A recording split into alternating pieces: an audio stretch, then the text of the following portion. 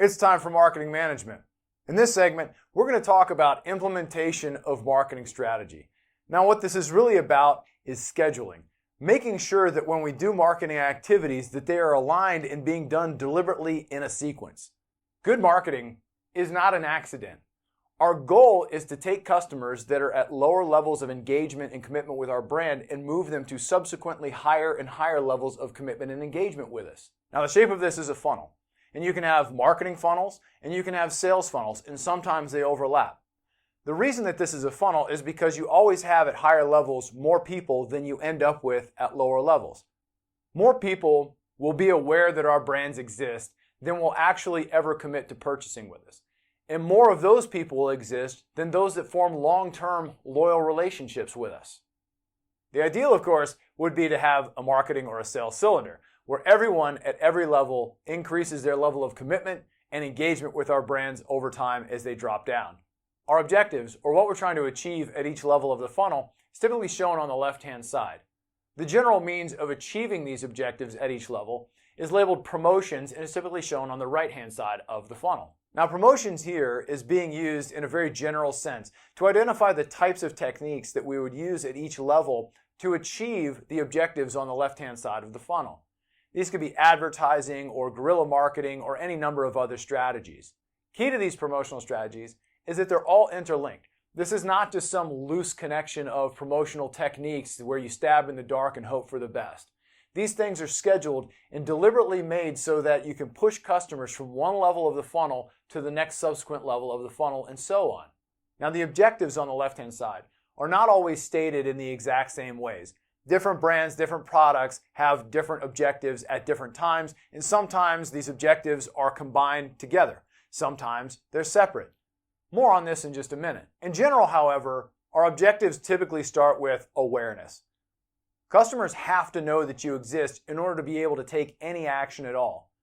And we progress down to the bottom, and typically what we're after is some sort of long-term relationship out of that customer. Let's take a look at an example. On the left-hand side, we start with awareness, and then we move the customer down to knowledge. Now, knowledge is a deeper understanding and comprehension about what the brand is and about its value proposition. I may know that something exists, but I may have no idea what the benefits of the thing are. A good example of these are certain types of insurance coverages. I know that flood insurance exists, but I really have no idea as to what it covers or what the probability is that I'm ever going to actually need flood insurance. This is why we see a combination of awareness and knowledge in many insurance commercials where they're attempting to explain to you what their product offerings are all about while simultaneously making you aware. Following knowledge is often trial, but not always for every brand. Some brands simply can't be tried out in advance. Think back to liking and familiarity though. Trial allows customers to experience and to begin to like and become familiar with a brand so that they are more likely to move to a next level of engagement. They can begin to see the benefits of the brand more directly and have emotional reactions to the brand, more so than just being told by somebody else or watching a television commercial. Ideally, liking follows trial, but not always. Sometimes liking happens during trial. Sometimes it takes multiple interactions with the brand somewhere down the funnel in order to generate liking. So sometimes liking is combined with some other part of the funnel. Now, if liking occurs, we typically will move into purchase, or this could be adoption, could be donations, or it could be voting in the sense of a political candidate's election. Beyond this, what we want to see is repeat purchase, where the customer is coming back again and again and again and continuing to patronize our brand. This leads to, hopefully, preference. Preference is much deeper than liking because it implies that your brand actually beats competitors.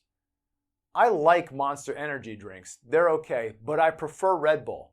If I can't get my hands on a Red Bull, sure, I'll go ahead and buy a Monster Energy drink. But if Red Bull is there competing with Monster, I'm going Red Bull every single time.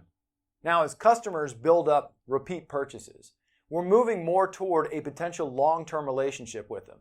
But we're not just going to sit back and let this unfold naturally. As marketers, part of our job is to assist the flow down the funnel. So we are actively doing things to help move that customer from mere purchasing stages into long-term relationship stages of the funnel. Loyalty is a deep stage of the funnel and commitment to the brand. And the advantages of it are it creates more positive behaviors than simply purchasing. These people are going out and potentially committing mass word of mouth, or what we call brand evangelism. They're also becoming much less price sensitive, so they're willing to pay more. Now, something that many brands have come to realize in modern times is the value of these loyal customers. Now, while they represent a smaller queue relative to the rest of the people who are aware or purchasing the brand, they're a much more powerful segment that you have captured. They offer the mecca of free marketing, and because they're at the bottom level, it actually costs a whole lot less to keep them and satisfy them than it does to dump new people into the top of the funnel. Now, if you think about each stage of this funnel as having to plunk down money in order to move somebody to the next valuable stage of that funnel, and in fact, that's really what you're doing. When you get somebody to the bottom and they're loyal, why would you want to plunk down all of that money all over again to bring them back in? It doesn't make any sense. So it's really valuable to keep them satisfied at the bottom so that you don't have to spend all of that money all over again. Now, critically, this does not mean that you stop spending money on people at the bottom of the funnel. Trust me, spending on them will be far less than what it will take to push them back through the top of that funnel. In fact, research has shown that it is 5 times more expensive to bring a new customer down the funnel than it is to keep one satisfied and happy and loyal with you at the bottom of the funnel. Advertising is pretty expensive. And as good as targeting algorithms and other methods are these days, there's still a whole lot of attrition, which is why this shape is a funnel. It's a lot easier to keep loyal customers loyal to you. They want to be loyal to you. Your brand means something to them. They see the value in it. All you have to do is keep stoking that relationship with them. Okay, so now that we've looked at the objective side, let's turn our attention over to the promotion side. Now, in a future segment, we'll take a look at the deeper issues involved in individual promotional techniques. What we want to think about here again is more like a 10,000-foot view, a generic reason for why this is a good tool for achieving this sort of objective. So let's start with awareness and think about TV ads as an example. Why would, in general, a television ad be a good means of achieving awareness?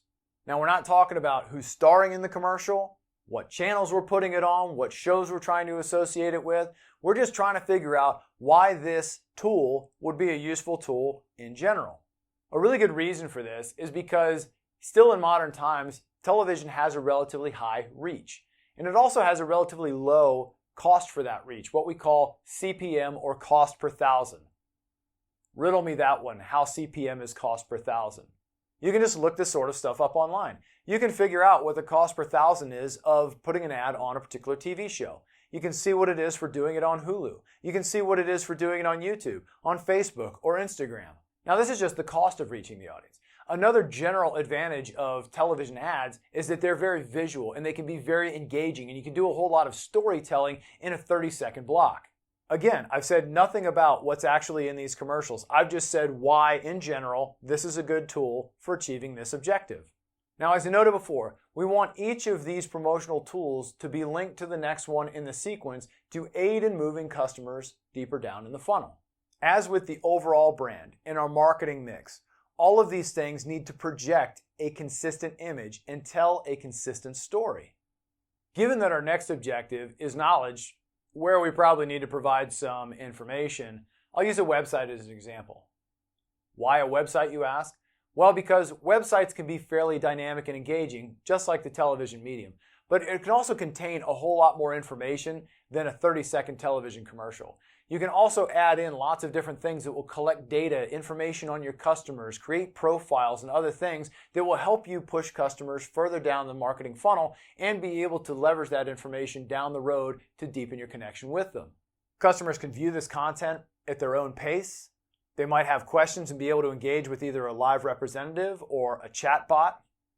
One of the key things is, though, that you want to have a consistent look and feel from your website to your advertisements and everything else. Again, we're trying to tell the exact same story and have the same look and feel across all of these different elements. Okay, so how do we take the ad and move somebody to a website?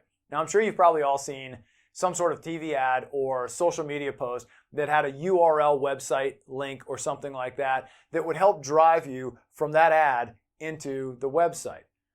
Back in the old days, we had 1-800 numbers. And actually, some companies are still using 1-800 numbers. It's just typically when they're targeting senior citizens. Kind of makes sense, right? The ends of these ads offer a means for customers to seek more information. And often, sometimes they also contain a promotional code. What's the purpose of a promotional code on these, you ask? It's a reward for that customer for committing to the next stage of that marketing funnel. Once they get to the website and they investigate stuff, they have this promotional code that then they can use simply to move to the next phase, which is often trial. Now, trial may be linked with purchase, as is the case often when you buy a mattress or if you're buying food from Blue Apron. Don't take every single individual stage of this as gospel and that you should adhere to it no matter what the brand is. Again, different brands have different objectives and different promotional tools that they will deploy in order to achieve those objectives. So the promotional code got our customers down to trial. So to some extent now, we kind of have to let the product or the brand speak for itself, but there are also things that we can do along the way that will aid in moving them from trial to the next phase. For example, framing. Framing is when marketers accentuate particular aspects of a brand or product offering. Think about if you've ever seen an advertisement for Walt Disney World. Did they accentuate the fact that in the summertime it's really hot and you'll be jammed in with a bunch of sweaty, hungry people where the kids are crying? No, of course not. That would be stupid. They frame it out so that you're thinking about the happiness and the wholesomeness of the experience with your family and your friends. You can do the exact same thing in the trial phase of a brand experience with your customers by emphasizing or focusing on key attributes. Brands will often do this with brief surveys or pop-up star ratings in apps. Another key here is to make sure that you incentivize their participation in completion of these surveys, such that you give them a promotional code or something else so that after they have done this thing, then they feel incentivized to return back to the brand and commit more behaviors. If we do this right, we move the customer down into the purchasing stage and finally put some money back in our pockets. Some tools that help us aid with purchasing can be things like direct selling, where we've got direct communications, phone, face-to-face with customers. It could be using the principle of scarcity, where you give somebody a limited time offer. You can add additional deeper discounts onto the thing. Anything that will get them to decide to plunk money down and move to the next stage of commitment with the brand. A great way to incentivize moving into repeat purchase is by giving customers a good head start for committing those future behaviors. Loyalty cards can be used to create something called the endowed progress effect. So whether you're talking about a punch card that's got a couple of punches already out of it, or you're talking about a loyalty card that already has points on it, the fact that these people are closer to achieving a goal will help aid them in moving closer to that goal and incentivize them to continue moving toward that goal. I'm almost there, it's just one more, so you move to just one more until you're finally there and you receive the reward. By then, they've committed all of these additional commitments of behavior with your brand. So, we can use these to stoke purchase and repeat purchase. Consistent with customer relationship management, or CRM, we want to be capturing data on customers at each level of that funnel so that we can use that information to assist those customers in the future and incentivize additional purchases. We can send notifications and emails, things like that, when we think that a customer should be purchasing from us again. In addition, another way is we can also set up recurring payment systems. However, this does not negate your obligation to continue to serve loyal customers at a higher level. Loyalty and long-term relationships come from customers feeling special, like your brand was made for them, and that your brand actually cares about them. Think about Starbucks and how they do things like give you free drinks on your birthday. We can also use variable rewards to enhance anticipation and create a sense of excitement for our customers. These techniques often slant much more toward direct selling because you have to have a more intimate knowledge of that customer in order to serve up something that they view as special. This is again where CRM comes in really handy. What's important to these people? And how can you leverage these things in order to create more satisfaction with your brand in surprising ways? Let's walk through an example here for a second. I'm going to use Spotify again because it's a good example of my personal journey of walking through a marketing funnel. My awareness began with word of mouth from students. Students told me about it, kept telling me about it, despite the fact that I already spent probably over $1,000 on iTunes. Now, trial and knowledge came at about the same time for me after that. Spotify was running a 3-month trial. And so partly why I got on there was so that I could actually have a discussion about it with the class that kept telling me I needed to get on there. I wanted to think about it and discuss it with them from a marketing standpoint. So I had a vested interest in figuring out what the nuances were of Spotify. So the more work that I put into it, developing playlists, searching for music, the more familiar I became with it, the more I began to recognize the value in Spotify. So when that 3 months was up, I had no problem flipping the switch and saying, yeah, keep charging me $9.99 a month indefinitely because I love this service. This was me hooked and in repurchase mode. Other people's playlists have become incredibly valuable to me, particularly those when I've been learning to speak foreign languages and I want to go out and absorb some of the music from these other cultures. This has deepened my connection with Spotify and my gratitude for their existence. And what am I doing right now? I'm committing one of the highest levels of brand loyal behavior that you can possibly commit. Brand evangelism. I'm telling you all about the benefits that I've had in using the Spotify platform. This is where you want to get your customers. Now, an interesting failure in the marketing funnel respect is the ALS Ice Bucket Challenge. Now, I know what you're all thinking. Wasn't that one of the most successful donation drives of all time? Yes, it was. The problem was it was a one-hit wonder. Now, the challenge itself was relatively well done. They stoked the viral engine of growth, people's self-interest, interest in entertainment. They stoked the engine of social proof to get people to nominate other people to do things, which increased the viral engine of growth. This all yielded over $100 million in donations within the space of about 1 month. Now, the problem with this one-hit wonder is that for the most part, they failed to move patrons down below the purchase stage. Very few people repurchased or did anything the following year or the year after. Yes, it was actually done multiple years in a row after that. And they certainly didn't get down to the loyalty and long-term commitment stage with most people. Donations plummeted back to $11 million the following year. And the year after that, it was back down to around $8 million, despite the fact they did the challenge both of those years. The problem is that they failed to effectively use CRM to capture patrons' information and be able to connect with them again in the future. Now think for just a minute. What could they have done in order to develop a longer-term relationship with these patrons that came through the Ice Bucket Challenge that first time? They could have created newer and more novel challenges in subsequent years and become known as the Fun Challenge charity brand, as one of their problems was, been there, done that, and I've alleviated my guilt so I don't have to do this anymore. I already did that, I already donated, so I don't feel compelled to do it again. They failed to realize that most people were doing this because of internal peer pressure, not because they actually had a vested interest in ALS research. They could have reached out with more personalized messaging, following the donations and the postings online. Brands that plan on being successful in the long run need to continue to engage customers and loop them back in and continue to deepen their connection with those customers. Let's talk with an expert from the business consulting world about how they move business-to-business customers down their marketing funnel. Carol L. Kelly, welcome to the show. Thanks for taking your time to talk with us. You're the current CMO of PRGX Global, which is kind of an interesting company that a lot of the people that are watching this are not going to understand exactly what you all do. So looking at people's sourcing and their payment processing and trying to figure out how to help them navigate cash flows and other things. So could you give us kind of a little perspective on what your company does, what the value proposition is? Sure. So we work with 75% of the world's largest retailers and a third of the largest companies in the Fortune 50, and we help them find working capital and unlock cash flow. We do that by basically looking errors that have been made anywhere in the supply chain or in the payment processing, timeline. Companies, of course, try to do that themselves, but if they were good at it, they wouldn't have made those mistakes in the first place. We think that there are over 300 places that we call points of leakage in that payment processing timeline and those business processes that occur either because of human error, because of systems errors. And so our expertise is in going in and finding those points of error.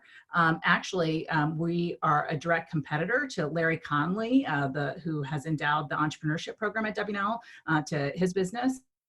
the business that his sister and his father founded. And so it's obviously something that is a longstanding and very fruitful business to be in. Yeah, so ultimately you all have consultants, analysts, and whatnot that are going and looking at, a sort of efficiency expert types of things, right? Where you're looking at what other companies are doing and where they're making mistakes and how can they do better. Absolutely. It's a lot about data, because we have to be able to take in massive amounts of data. You know, if you think about the world's largest retailers, you know who some of those are.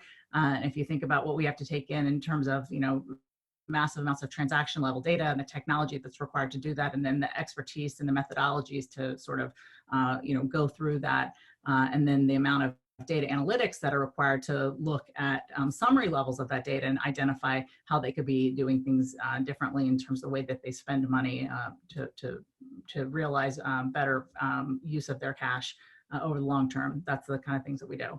So are you benefiting more and more from all of these growing trends in big data and AI developments and all that kind of stuff is making your work easier? Absolutely, absolutely. So we have we actually over time, you know, it used to be that we had to back up a bus of people to do this type of work. It takes fewer and fewer people over time because we've invested in technology to be more and more efficient at what we do. But at the same time, the amount of data that our clients have has grown. And so we've had to become, in addition to bringing our domain expertise to the table, we've had to become technologists. Gotcha.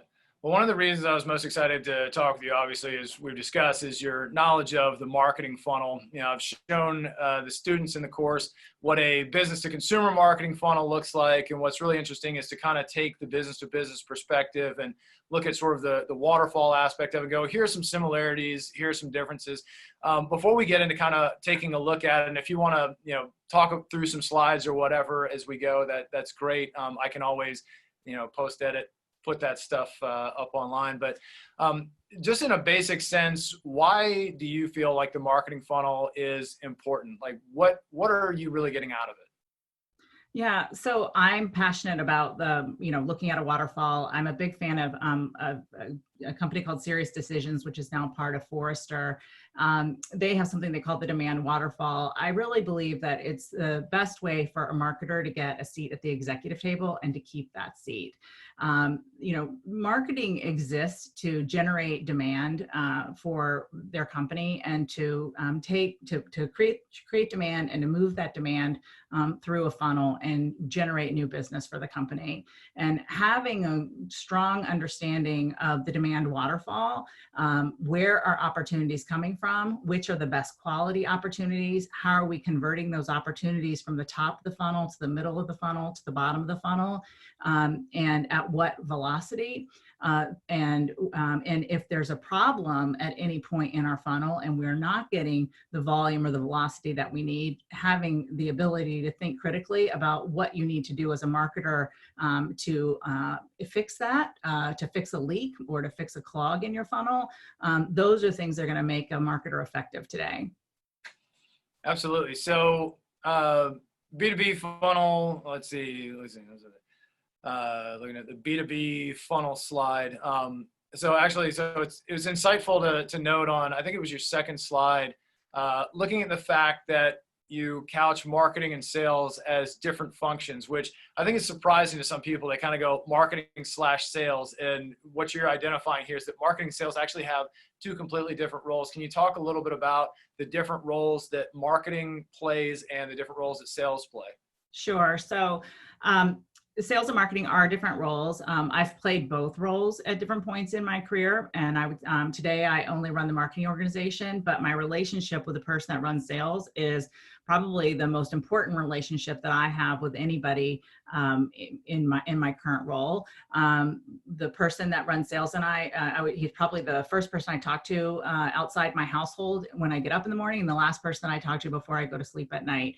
I call him my work husband, and he and his family call me his work wife. But I think that sales and marketing alignment are, first of all, before I answer your question, I'm just going to say that I think sales and marketing alignment are incredibly important and critical to getting your marketing strategy right. the first thing I do when I'm creating a marketing plan is sit down with the head of sales and understand, what does success look like? What is it that we're trying to achieve? What are we going after, right? What is our target market? What regions are we going after? What industries? What tiers of that industry? Who is our buyer persona? What does a qualified lead look like? And we agree that, and I actually document it. And if I need to, I go back to it throughout the year and I say, but this is what we agreed we were going after. I'm delivering you this number of opportunities and I'm identifying it in this target market. And if you aren't accepting these leads, then we need to revisit this list of criteria. So that happens at the very start of the process. But there is what we'll call the marketing funnel, and then there's also a sales pipeline. And though at the top you have the marketing funnel, and my team's job is to go out and generate that top of funnel, what we would call TOFU, top of funnel. And that's about getting people to raise their hand and express initial interest in what we're taking to market. And we use a lot of technology to do this. So we use marketing automation technology to give the image of having a personalized interaction with our target market, but we're doing that in a one-to-many way. So I might be sending emails and they look like I'm sending them to Gavin and to Jeff and to Larry, but I'm actually only sending that email one time. And then I'm tracking very carefully which of you opened that email, which of you clicked through on what I sent in that email, and then what you did on my website as you clicked through on that, which of you actually registered and downloaded any content or any offer that I made through that. And so I'm scoring you using lead scoring based on the degree to which you interacted with that content. And so if you did engage with my content, you became what I'm calling an inquiry, right? And that for me is the top of my marketing funnel. I have an identified number of inquiries that I'm looking for every month.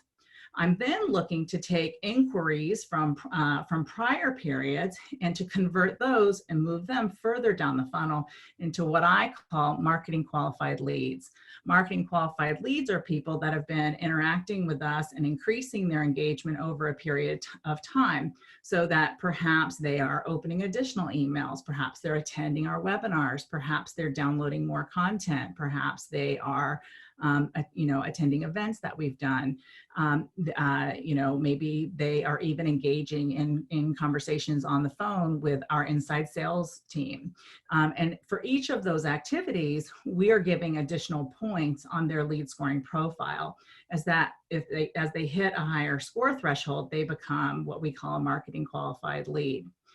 At some point in there, when they hit a certain score threshold, we engage our inside sales team.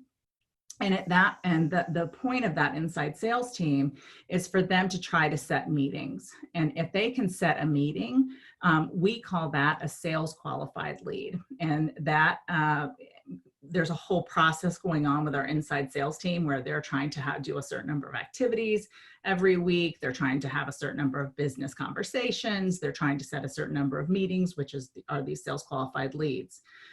Once they have a meeting with someone in our target audience, we're trying to convert those to what we call sales qualified opportunities. For us, a sales qualified opportunity is something that meets 3 out of 4 BANT criteria. BANT being, do they have a budget? Do they have authority to make a decision? Do they have a need? And do they have a timeline for making a decision?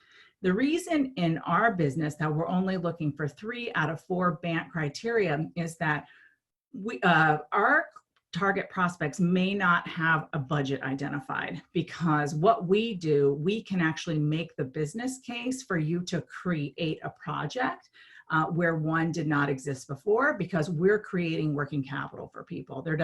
We can create a self-funding project. So we don't worry about that. Whereas a lot of businesses, for example, someone where you're licensing them a product or selling them something, would probably require all 4 BANT criteria. But at that point, it becomes a sales qualified opportunity, and it moves out of what we call the marketing funnel. And then it moves over into sales. And at that point, it goes into the sales pipeline. that So make this is sense? really interesting. So you're scoring them on the extent to which that they engage more. So more, better, deeper engagement, and at some point they get passed off to the sales funnel because they have committed enough commitment and consistency, if you will, to be worthy of going after, right? They've shown enough commitment and interest that it's now worth the cost of a salesperson going and spending their time on trying to engage them further. Correct. I don't want to invest a certain type of company resources until I know that I'm seeing good, solid buying signals from the prospect. And before I'm even going to invest my account executive, my true salespeople in the sales department, I'm even going to preliminarily engage my inside salespeople who in our organization are part of the marketing department. And they're doing a lot of the qualification of those opportunities and a lot of the preliminary information gathering. And that is, in our case, a part of the marketing organization. The sales team is also generating opportunities. In I think most B2B companies, about half of opportunities should be generated by the sales organization themselves. They should be doing prospecting when they're not in the late stages of closing an opportunity. And those are generally called sales accepted leads. Like they tend to come in at a later stage. That's where they're working their own networks. They might be attending trade events for you and working your trade show floor for you. And so they're generating opportunities as well. All of those things, the opportunities that have been generated by the marketing funnel, even inbound opportunities where people just came magically to your website and filled out a form and said, hi, I'm interested in buying. Those would we call inbound leads. I call those unicorns. Right, exactly. Where you just turn on that faucet of opportunities. And so we have inbound, we have the outbound opportunities that have been generated by marketing, and then we have the leads that have been generated by sales. All of those things go into a sales funnel. And the responsibility of sales is to take an opportunity from the moment it was created as an opportunity, so meaning it was converted from a lead into a qualified opportunity, and they work it from the moment it becomes an opportunity until it's either closed or lost, closed won or closed lost. And so that's where sales takes over. And we look at a lot of things about both our funnel and our pipeline. We're looking at what was the conversion at every stage, what is the volume at every stage, what is the timeline, meaning the velocity, how long are things sitting at the top, the middle, and the bottom of the funnel. And we're doing the same thing over on the sales side. And this is where I think it gets really interesting. And I think this is where marketing has changed. People often think that marketing is about creativity, right? And they think, and so what, right. Well, I do think marketing is about creativity, but I think people misunderstand what creativity means. Yeah. I don't think that creativity in marketing means that you can come up with clever taglines or advertising campaigns. I think that's a very, very small part of marketing. I think that creativity is about critical thinking. Absolutely. Right. And it's about saying, I built my funnel based on metrics last year and the things that I planned as part of my marketing strategy. And now I'm looking at my actual. Something happened. A pandemic happened, okay? And things are not going according to plan. Maybe typically my win rate, maybe I typically win 35% of my opportunities, but now I'm only winning 25% of my opportunities. Or maybe I typically win an opportunity in 180 days, but now they're taking 250 days. Critical thinking says, why? And what am I going to do about it? How is that going to impact my business? Does it mean that I need more leads in the top of the funnel? Does it mean that I need a different type of content strategy in order to win more of those opportunities? Does it mean that I need some different content or material or sales enablement training to help overcome some hurdle that is making us stumble? That is the creativity that marketers need to have today. And I think that that's an enormous misunderstanding. And it's also one of the ways that marketing has most changed in the course of my career. Interesting. And I love how the last slide that you've got shows sort of that attrition rate and those percentages. And since you just brought up COVID, and that was going to be one of my questions as well, is, what are those kinds of impacts? What changes are you and are the people that you're serving having to make in the marketplace to deal with this super unexpected and possibly, long-term catastrophe? Sure, sure. So, in a lot of ways, my organization was in a really good place. We have, of course, like a lot of marketers, we did depend on events, both live events that we produced ourselves and live events by industry associations. And there's nothing like connecting with people in person to make connections, to progress an opportunity. And so we miss that.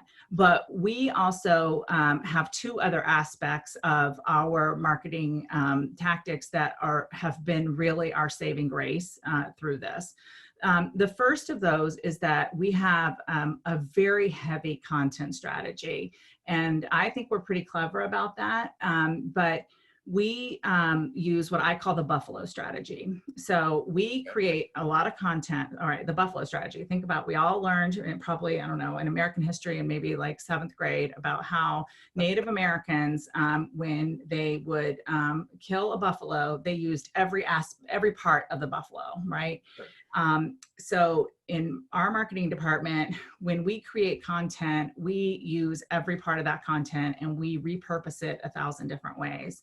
So we will work with a subject matter expert inside of our company to create a piece of content. So for example, it might be a webinar, and where my marketing team may not have the subject matter expertise to produce this ourselves. So we'll go partner with the subject matter expert in the business and we'll say, just do a 45-minute webinar for us on this topic. We then use that to put up on our online, and not just live, but in an on-demand way. And to watch the webinar, you have to register. So you identify yourself and we can follow up with you.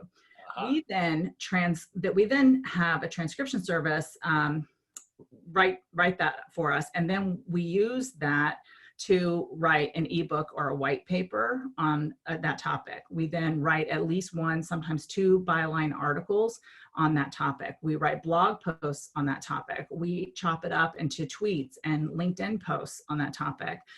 We will then use all of those materials and create a multi-step email campaign that we will then use to try to drive demand. And we will be able to use those assets again and again and again. We put all of those things on our website, which improves the reputation of our website and brings us up in search. We, in a year, produce hundreds of pieces of content, often off of, let's say maybe we get our subject matter experts to do 18 pieces of original content, but then because of this Buffalo strategy, we produce an exponential number of pieces of content on the back of what they've done. So because we had this content strategy in place, we're able to use that to have good reasons to be calling people in our target audience, and not just to talk to them about, hey, we want to talk to you about us and what we do, right, but we are calling to talk to them about things that make them look smart at work. Right. And that is also something that I think that everyone that's ever worked for me would say that if I have one trick I keep doing over and over again, it's the Look Smart at Work program. People don't want to talk to you about something that you're selling. They want to talk to you about something that's going to make them a hero at their job. And so how can you talk to them about things that are going to make them look smart to their boss?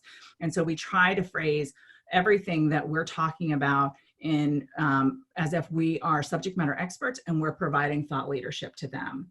And so that's been one of our saving graces. The second pillar of our marketing strategy is really to not be afraid of technology. And we've always used a lot of technology, but we're also implementing other technologies that have helped us get around some of the things that are really challenges with the pandemic. So a lot of people, when the pandemic happened, went, oh, wow, I can't do any direct mail right now because my target audience is not in their offices. And so, I can't get any mail in their hands. There are technologies, a couple of them, like one is called Sendozo, another is called Alice with a Y instead of an I. And these are technologies that will allow me, for example, let's say I'm trying to reach you, Gavin. I can send you an email and say, hey, Gavin, I want to send you a gift, but I don't have your address, and you just enter it here, and it very clearly says that Carol is not going to receive your home address back. It's only for the purposes of sending you this gift. And then it's an appointment setting tool, right? But it allows me to send you a gift. It is significantly increasing the effectiveness of appointment setting campaigns. It is even more effective if I personalize the gift. If, for example, I know where you went to college, or I know if I've done some research by looking at your LinkedIn and I know what you're into, it's more effective. I can also use it to send you a $5 Starbucks gift card as a reminder 2 hours before our meeting, which would have been super helpful if you had sent that to me today, so I would have remembered what time we were meeting today. But these technologies all exist. If you're willing to be thoughtful and not be afraid to adopt them, there are ways to get around these things that are hurdles about the way that people are working today. So those have been saving graces for us. Our loss rate is going up. And by the way, we're killing it right now in terms of generating new opportunities. But what we're actually seeing, Gavin, is that it's taking longer for opportunities to close. And we're doing we're doing fewer opportunities, but we're doing larger opportunities, and they're taking longer to close because you can't get face-to-face to get over. I was going to say, because nobody's face-to-facing anymore, right? Right, exactly. And so our CEO said, oh my God, our loss rate is going up. And what I said to him was, part of it is when an opportunity stalls out once it's over in the sales pipeline, we have told salespeople, if it stalls out, let's say the person leaves their job or they stop returning your call, you can just close it out, lost it, kick it back over to the marketing organization, and we'll have a BDR, business development rep, that's what we call inside sales. We'll have them work it again. It's a better use of their time. Okay. It is not a good use of your time because, first of all, they don't pay attention. If it is not in their next 90 days, sales don't pay attention to it. And that's why we have business development in marketing. In every job I've had in marketing since 98, I've had business development on the marketing side. One time I had it taken away from me. I think I one time had it taken away from me, and it was it didn't work. I think they gave it back shortly after. Because here's the problem. Salespeople are very, they're coin operated, and they are. That's a great way to put it. Yep. They are coin operated, right? And so their horizon, I don't work. Yeah. Right. And their horizon is what's in their immediate term forecast. And so if you have a business development rep working over on the sales side, their focus is too near term. Marketing is focused at the top of the funnel. Sales is focused on that next 90 days. You have to have this business development people focused on the intermediate term. And marketing are the ones that have the discipline to make sure that they're nurturing. We call that process nurturing, that they're nurturing those warm leads. Sales does not have that discipline to do that. Well, Carol O'Kelly, thank you so much for taking the time to be on the show and talk with us today about your expertise in marketing implementation and the sales funnel. No problem. It's been a pleasure. Best wishes for a prosperous and happy 2020.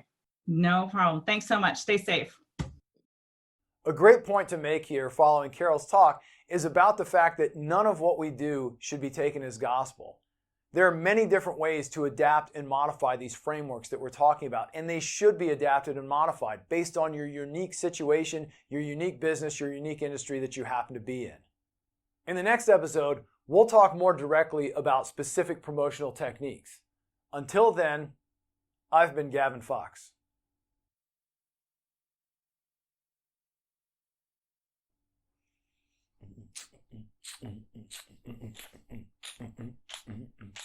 All right. Key to these promotional strategies is that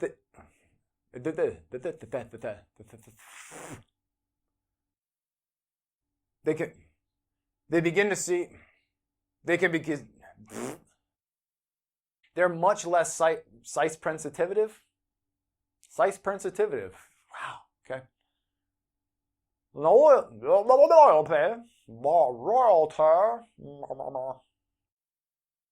Coca-Cola, it does the body good. Probably not. Keeps you awake. May not do you good, but it keeps you awake. Consistent. Other people's playlists have become incredibly valuable twice.